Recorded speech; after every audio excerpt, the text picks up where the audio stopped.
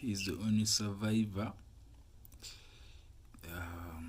They were born, there were 11 of them, but he has managed to make it.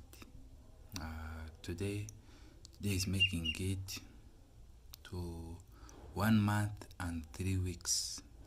Today, that's when he has reached 1 month and 3 weeks.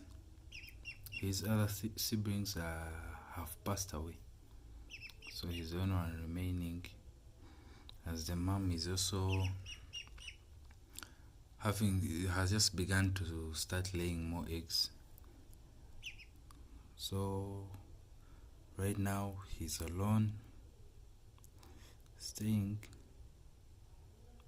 Hello.